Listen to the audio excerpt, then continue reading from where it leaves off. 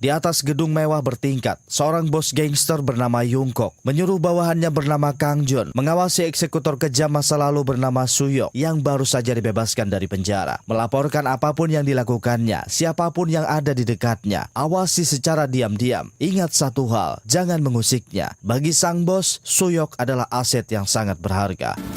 강의사 답을 해야지. 안 그래? 예. 지금 주혁이는 Lanjut di tempat lahan kosong yang digusur, satu gereja masih berdiri kokoh. Hari itu di tengah kesendirian sang pendeta memandangi foto jemaat wanitanya. Seorang tamu berkunjung, meminta pengakuan dosa. 여기 목사님이 어떤 분이신가 해서 고해성사?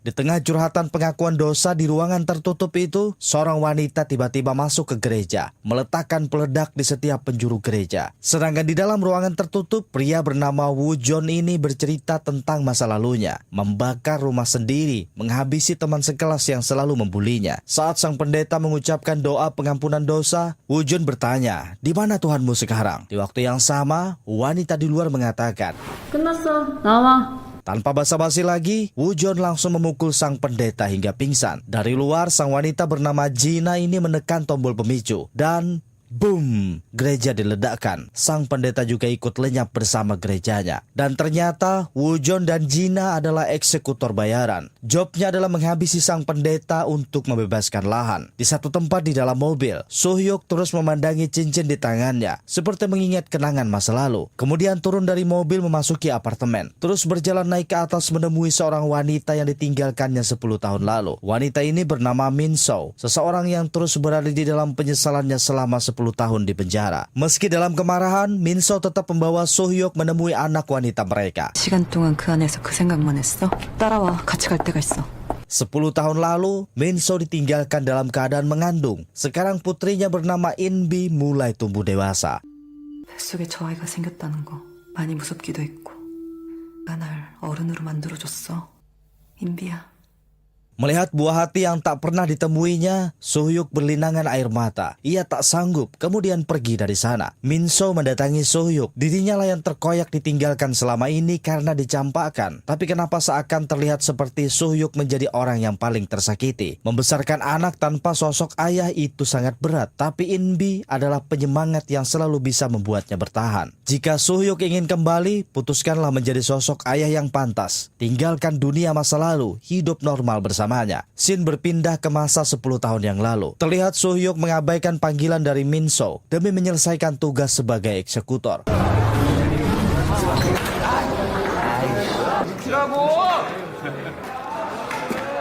Di bawah perintah Yungkook, Soo-hyuk menghabisi satu-satunya saingan bisnis sang bos yang tersisa untuk menguasai semua wilayah. Inilah yang dilakukan Soo-hyuk, mendatangi markas musuh sendirian, menghabisi semua orang yang terkait hanya dengan sebilah pisau. 은국이가 시킨 거냐?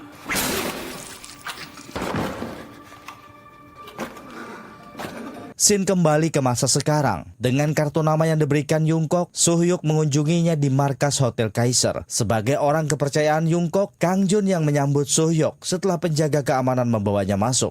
보안팀 애들 먼저 올리고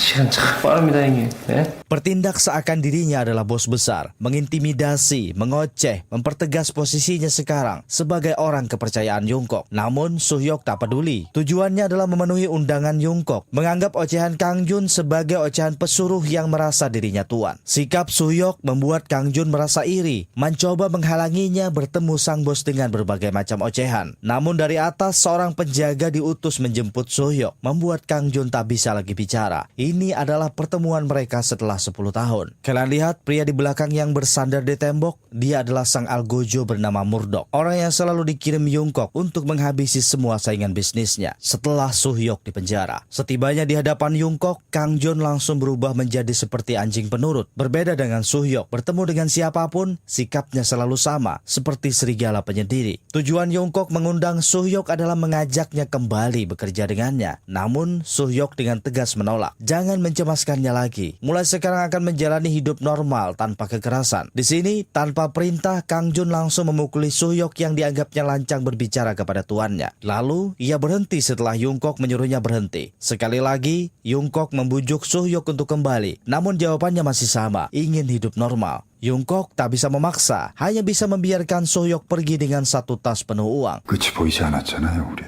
그래서 뭘 어떻게 살아보게? 난 지금 네가 무슨 말을 하는지. 그만 가보겠습니다. Akan tetapi, Suhyok pergi tanpa membawa uangnya. Yungkook sangat terkejut dengan sikap Suhyok, sedangkan Kang Jon menjadi sangat cemburu. Kenapa sang bos begitu memperhatikan seorang seperti Suhyok, sedangkan dirinya yang selalu patuh hanya dianggap sebagai pesuruh kepercayaan. Bukannya marah dengan penolakan itu, Yungkook hanya menyuruh Kang Jon mengawasi siapa saja yang berada di sekitar Suhyok, kemudian melaporkannya kepadanya, hanya mengawasi tanpa mengusik. Lanjut di rumah sakit, Minso menerima diagnosis kanker darahnya. 혈액암에서 동반된 빈혈 증상이라. 네. Setelah pemeriksaan selesai, ia langsung pergi menjemput Inbi. Di perjalanan pulang, Minso dengan sengaja menyebut tentang sang ayah, berusaha membuat Inbi menerima kehadiran ayah. Bagaimanapun umurnya sudah tidak lama. Suatu hari nanti Inbi harus ikut sang ayah. Malam harinya, Suhyok terlihat menemui teman lamanya bernama Junho, menanyakan bagaimana kabarnya. Junho bercerita, 10 tahun lalu setelah Suhyok menyerahkan diri dan masuk penjara, Kang Jon mulai menjilat bos Yungkook, menyingkirkan semua orang yang tidak sepaham, termasuk dirinya. Kang Jon membakar markasnya, menghabisi banyak bawahannya. Beruntung saat itu dia selamat, berhasil melarikan diri ke Tiongkok. Lalu 5 tahun setelahnya, barulah dia kembali ke Korea, berlutut di hadapan Kang Jon agar membiarkannya hidup bersama keluarga. Sekali lagi, demi anak dan istrinya, Junho memohon kepada Suhyok agar menjauh dari kehidupannya. Ia takut Kang Jon kembali mengincarnya. 그래가지고 뭐 무서운 것도 좀 많아지고 형 오지 마요. 오늘 형이 들고 온 이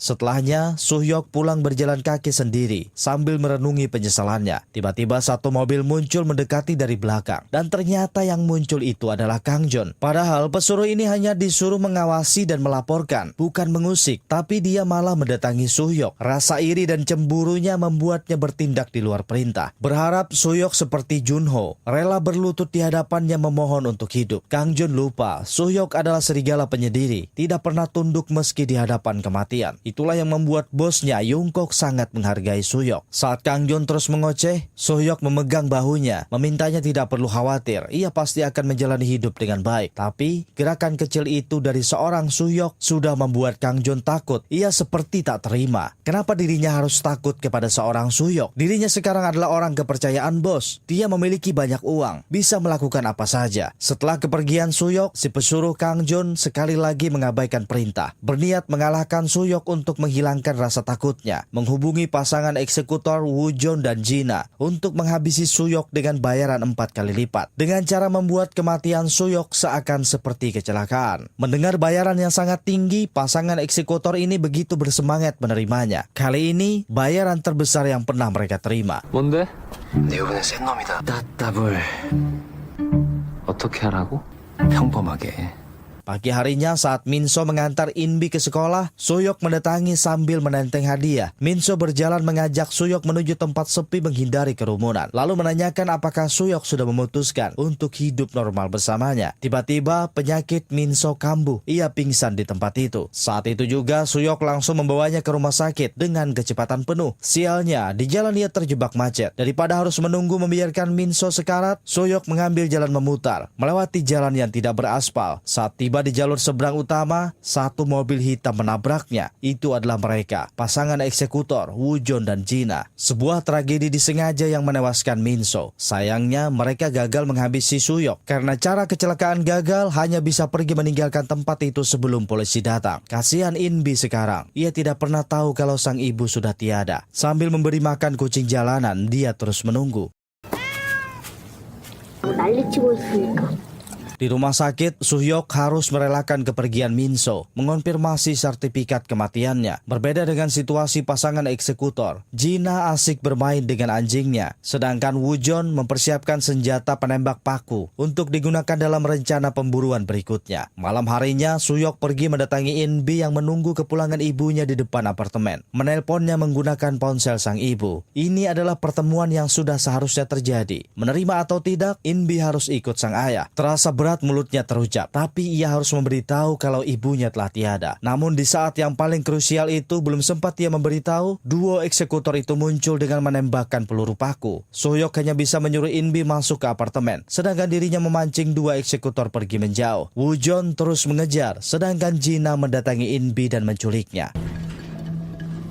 Sambil bersembunyi, Suhyok mencabuti bilahan paku yang tertancap di dada dan bahunya. Sedangkan Woojeon terus mencari keberadaannya. Akan tetapi, salah satu penjaga apartemen menemukan Woojeon yang menyelinap seperti maling. Menegurnya memintanya untuk pergi. Suhyok mengambil kesempatan pergi menjauh. Kehilangan target, Woojeon terus mengejar. Saat itulah ia melihat lampu otomatis apartemen menyala, menandakan seseorang melewatinya. Dengan cepat, Woojeon memanjat ke lantai 2. Dan sayangnya, itu hanya bocil yang sedang bermain. Saat itulah Suhyok dengan cepat berlari ke arah Woojeon dari belakang, menghajarnya, membantingnya ke bawah, lanjut membawanya pergi dalam keadaan pingsan, mengikatnya sebagai sandera. Jina yang mengetahui pasangannya telah gagal, menelpon untuk memastikan, dan ternyata benar, Suhyok yang mengangkat teleponnya. Sebagai seorang ayah tentu sangat khawatir. Ia segera berlari menuju apartemen mencari keberadaan In-bi. Namun saat dia tiba, pintunya sudah terbuka. In-bi telah menghilang. Selanjutnya dengan Woojeon yang masih terikat di kursi belakang, Suhyok langsung tancap gas menuju suatu tempat. Di waktu yang sama, Kang Jun melaporkan tugas keberhasilannya menangani pendeta dengan membakar gerejanya. Hotel Kaiser juga sudah rampung. 2 minggu lagi mereka bisa membukanya secara resmi. Tapi Yungkook tidak terlalu tertarik. Yang penting lahan itu telah dikosongkan dan hotel bisa beroperasi dengan normal. Ia lebih tertarik dengan bagaimana kondisi Suhyok sekarang. Apakah Kang Jun mengawasinya dengan benar? Sekali lagi, kepedulian sang bos membuat Kang Jun semakin cemburu.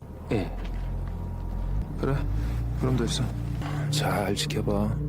Sementara Suhyok membawa Woojeon ke bawah jembatan layang, di mana kebisingan suara mobil saling bersahutan, membuat teriakan sekeras apapun tidak akan pernah terdengar. Dengan kejam, Suhyok menyeret Woojeon keluar dari mobil, menginterogasinya. Hanya satu yang ditanyakan, di mana keberadaan putrinya In-bi. Bukannya menjawab, Woojeon malah mengoceh tak jelas, berbicara seperti orang gila. Saat itulah satu tangannya dipelintir ke atas, melepaskan engsel bahunya, membuat Woojeon berteriak keras menahan rasa sakit, lalu meminta Woojeon menghubungi Jina rekannya. Tak lama setelahnya malah Jina yang menghubungi, meminta bicara dengan Woojeon. Pekerjaan ini bagi mereka tak boleh gagal. Jadi jika Suhyok ingin anaknya selamat, Suhyok harus menyerahkan dirinya dalam kematian. Setelahnya Jina menyuruh Suhyok bersabar. Waktu dan tempat pertukaran akan mereka bahas nanti. Suhyok sangat marah, mencekik Woojeon sampai dirinya puas, membuatnya berhenti bernapas beberapa saat. Setelah memeriksa ponsel Woojeon, ia menemukan panggilan dari Kang Jun. Sekarang dia yakin Kang Jun adalah orang yang membayar dua eksekutor tersebut. Saat itu juga, Suhyok langsung tancap gas menuju Hotel Kaiser. Sedangkan di hotel, Kang Jun sedang menunggu telepon dari Woojeon, bersiap mendengar kabar keberhasilan darinya. Namun telepon yang ditunggu tak kunjung berdering. Karena bosan menunggu, Kang Jun mencoba menelpon Woojeon sambil berjalan turun ke lobi. Ternyata Suhyok yang mengangkatnya, tapi ia hanya membiarkannya tanpa bicara. Tiba-tiba, satu mobil muncul dari luar, menabrak pintu masuk Hotel Kaiser, menghancurkannya sampai ke dalam. Beberapa penjaga mencoba menghentikan Suhyok, namun mereka semua terlempar tak berdaya. Berikutnya Suhyok mengincar Kang Jun, menabraknya, melemparkannya ke dalam kolam.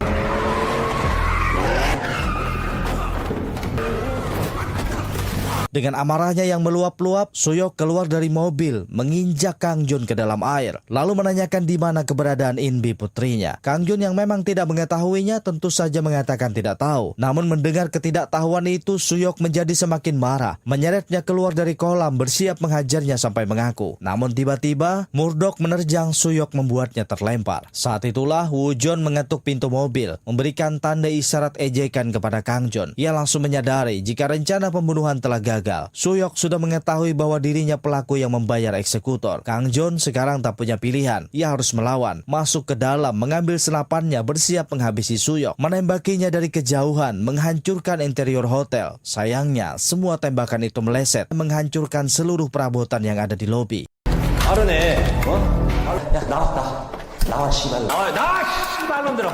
Ternyata Woo-jeon sang psikopat juga takut mati, mengatakan kepada Soo-hyuk kalau In-bi sekarang bersama Jina, jadi mereka bisa menjemputnya dalam pertukaran. Karena In-bi tak ada di sana, Soo-hyuk hanya langsung pergi tancap gas meninggalkan kekacauan di lobi hotel. Sekarang hanya tinggal Kang-jeon yang harus menerima akibat dari kehancuran tersebut. Di satu tempat wahana permainan terbengkalai, Jina memang menculik In-bi, namun masih memperlakukannya dengan baik, memberinya makan, mengajaknya bicara. Setelahnya mengurung In-bi ke dalam keranjang komedi putar, lalu meletakkan anjing penjaga mengawasinya. 봐, 걱정하지 마. 나도 이 상황이 아주 불편하거든. 빨리 헤어질 수 있도록 해보자.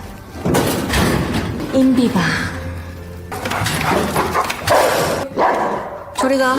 자고 일어나면 집에 갈 수 있을 거야. Sedangkan Soo-hyuk berhenti di pengisian bahan bakar, membersihkan beberapa luka tembak di perut dan bahunya. Woo-jeon mengambil kesempatan itu keluar dari mobil, masuk ke dalam minimarket, meminta pegawai di sana melepaskan pengikat di tangannya dengan imbalan $100. Lalu ia meminjam ponsel menghubungi Jina, mengatur lokasi pertukaran untuk menjebak Soo-hyuk. Saat Soo-hyuk kembali ke mobil, ia sangat terkejut. Ternyata mobilnya telah kosong. Woo-jeon telah melarikan diri. Namun saat ia berbalik, menemukan Woo-jeon duduk santai di dalam minimarket menunggu mie rebusnya matang. Saat itulah Jina menelpon, mencoba bernegosiasi, menentukan waktu pertukaran Woo-jin dan In-bi besok malam. 아무 다른 방법이 없잖아. 멀쩡해 보이면 인비도 안전할 거야. Pagi harinya, In-bi berhasil membuka kunci pintu menggunakan bilah besi, lalu berjalan menyelinap perlahan bersiap melarikan diri. Sayangnya usaha In-bi sia-sia. Jina sudah menunggunya di pintu keluar. Namun Jina tidak memarahinya, tapi memberinya pilihan. Pergi melarikan diri, ibunya akan mati. Tetap di sini akan bertemu kembali dengan sang ibu. In-bi adalah anak yang cerdas. Ia memilih tetap tinggal demi keselamatan ibunya. Di waktu yang sama, Kang-jeon menjalani sidang di hadapan bos Jungkook. Kenapa bisa lobi hotelnya hancur berantakan? Sep Juma meletakkan kepala patung di tangan Kang-jeon. Lalu Jungkook mengatakan jika sampai kepala patung itu jatuh, nyawanya akan melayang. Setelahnya, sekali lagi bos Jungkook menanyakan kenapa lobi hotelnya hancur. Kang-jeon masih berani berbohong, mengatakan jika mereka disergap. Jungkook langsung menyuruh Sep Juma memberinya pelajaran, menendang tulang keringnya sampai retak. Sambil menahan rasa sakit, Kang-jeon mengakui kalau dia menyewa eksekutor untuk melenyapkan Soo-hyuk. Namun mereka gagal. Soo-hyuk marah, lalu inilah yang terjadi, menghancurkan lobi hotel. Sekali lagi, Sep Juma menendang wajah Kang-jeon karena telah melanggar perintah. Sedari awal sudah dikatakan hanya mengawasi Soo-hyuk, jangan mengusiknya. Dalam situasi tak punya pilihan, Kang-jeon memberanikan diri meluapkan kecemburuannya. Kenapa Soo-hyuk begitu dianggap berharga, sedangkan dirinya yang selalu patuh dan penurut menerima perintah hanya dianggap sebagai pesuruh. Di sini Kang-jeon tidak menyadarinya. Itulah perbedaannya. Soo-hyuk seorang pria dengan prinsip hidup yang kuat, serigala penyendiri yang selalu menepati setiap perkataannya. Janji dan kepatuhan seorang Soo-hyuk sangat berharga. Sedangkan Kang-jeon hanya bekerja berdasarkan keuntungan dan rasa hormat. Suatu saat, jika ada keuntungan yang lebih besar, ia pasti akan berkhianat. Sekarang Kang-jeon harus menyelesaikan apa yang telah dimulainya. Jungkook tak mau ikut campur. Bagaimana caranya? Itu terserah Kang-jeon. 그래, 네가 정리하자. Lanjut di wahana terbengkalai, Jina merakit banyak bom, persiapan untuk menyelamatkan Woo-jeon. Sore harinya, Woo-jeon mengajak Soo-hyuk segera berangkat menuju tempat pertukaran. Ini adalah waktunya. Mereka terus melaju sampai malam tiba menuju jembatan putus, tempat di mana Woo-jeon dan Jina sering bersantai. Di waktu yang sama, Kang-jeon ditemani salah satu penjaga hotel dalam perjalanan mencari keberadaan Soo-hyuk. Sambil menyetir, penjaga itu lalu menanyakan apakah bos Kang-jeon sekarang kesakitan. Hanya karena pertanyaan itu membuat Kang-jeon menghabisi sang penjaga yang sedang menyetir itu. Kembali di jembatan putus, Woo-jeon mulai bercerita tentang masa lalunya, di mana teman sekolahnya selalu membulinya. Saking takutnya sampai ia ngompol di celana. Pada akhirnya semua rasa takut itu menumpuk menjadi kebencian yang tak tertahankan. Suatu hari ia membuat semua teman yang membulinya itu pingsan di rumahnya dengan gas botana. Lalu dia membakar rumahnya sendiri untuk menghabisi semua anak pembuli itu. Setelahnya Woo-jeon menemukan kesenangan baru. Baginya menghabisi target dalam permainan adalah seni. Dan sekarang orang yang paling dicintai Soo-hyuk telah tewas di tangan Woo-jeon Jon dan Gina. Itu adalah hutang yang harus dibayar dengan kematian mereka. Tak lama setelahnya, Gina muncul dengan motornya. Woo Jon tiba-tiba melompat keluar dari mobil sambil melemparkan sebiji bom ke dalam mobil. Sebelum Gina menekan tombol pemicu, Suyok sempat melempar bom itu keluar. Gina telah mempermainkan Suyok, mengkhianati janji pertukaran, datang tanpa membawa Inbi. Saat itu, Suyok sangat marah. Jika bukan karena putrinya, 2 eksekutor telah lama dihabisinya. Sekarang hanya bisa mengejar mereka sambil mencari tahu informasi keberadaan Inbi.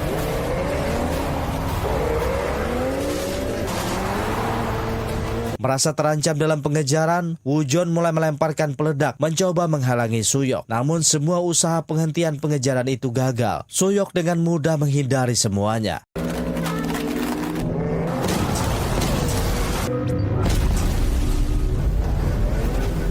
Woo Jon lalu merubah rencana, menyergap Suyok, menembakinya dengan peluru paku. Namun tiba-tiba, di perbaikan jalan yang sempit, Suyok menghentikan mobilnya, membuat 2 eksekutor itu jatuh mencium aspal. Di waktu yang sama, di wahana terbengkalai, Inbi sekali lagi menyelinap menghindari anjing penjaga. Sayangnya, si penjaga itu melihatnya. Saat itu juga, Inbi langsung berlari menuju pintu. Ketika si penjaga itu menerjang, Murdoch muncul membuka pintu, langsung melempar si anjing penjaga hingga sampai tewas. Sekarang, Inbi berada di tangan Murdoch menunggu kedatangan Suyok. Kembali ke Suyok, ia sekali lagi menanyakan di mana keberadaan putrinya kepada 2 eksekutor. Gina malah mengejeknya. Dia mengatakan Inbi pernah bercerita kepadanya bahwa dia tidak memiliki seorang ayah. Lebih baik pasrah saja. Dengan kematian Suyok, Inbi bisa kembali kepada ibunya. Mendengar ocehan itu, tanpa bicara, Suyok langsung menembak bahu kiri Gina dengan pistol paku. Kali ini, Woo Jon menyerah. Ia tahu jika masih berani mengoceh, mereka pasti akan celaka. Suyok adalah serigala penyendiri yang bisa melakukan hal paling kejam demi keluarganya. Tanpa menunda lagi, Woo Jon membawa Suyok menuju wahana terbengkalai, di mana Inbi disekap. Namun setibanya di sana, Woo Jon sangat sedih melihat anjing kesayangannya sudah tidak bernyawa. Seseorang pasti sudah menerobos masuk. Mereka harus bersiap melawannya. Dan benar saja, di dalam sana sudah ada Murdoch menunggu mereka. Woo Jon adalah orang yang maju pertama. Dengan tingkah pecicilannya, mencoba mengintimidasi Murdoch dengan sebilah besi tajam di tangannya. Namun tiba-tiba,